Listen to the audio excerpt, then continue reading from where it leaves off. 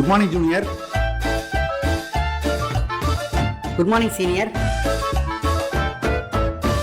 ஒரு இன்ட்ரெஸ்டிங்கான ஸ்டோரி காட்டுறேன், அதை பாருங்க, உங்க ஒப்பீனியன் சொல்லுங்க. Brother versus sister.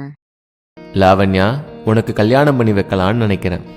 நம்ம கிட்ட தான் பணம் இல்லையேப்பா, எப்படி பண்ணி வைப்பீங்க? பணம் இல்லைனா என்னம்மா, நம்ம கிட்ட 2 வீடு இருக்கு, அதுல ஒரு வீடு உன்னுடையது, அதை வித்துட்டு கல்யாணம் பண்ணலான்னு நினைக்கிறேன். சரிங்கப்பா, உங்க இஷ்டப்படியே செய்யுங்க.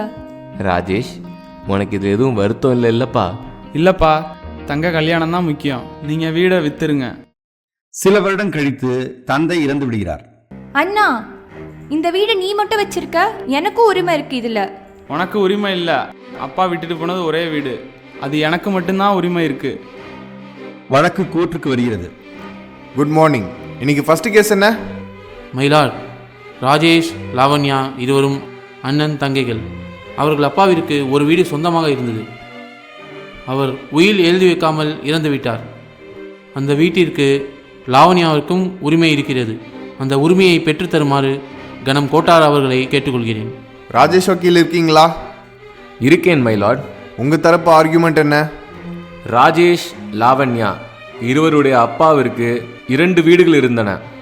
அதில் ஒரு வீடு லாவண்யாவிற்கு சொந்தமானது, இன்னொரு வீடு என்னுடைய கட்சிக்காரர் ராஜேஷுக்கு சொந்தமானது.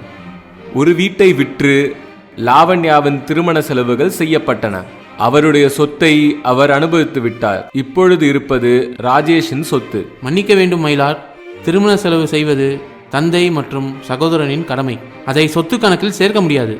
மன்னிக்கவும் மைலார்ட், அவர் உயிருடன் இருக்கும் பொழுதே சொத்து பிரிக்கப்பட்டுள்ளது. ஒரு வீட்டை விற்று லாவண்யாவிற்கு திருமண செலவுகள் செய்யப்பட்டன. அவர் ஏதாவது உயில் எழுதி வச்சிருக்காரா? இல்லை மைலார்ட், உயில் எதுவும் எழுதப்படவில்லை. தீர்ப்பை நாளை ஒத்தி வைக்கிறேன்.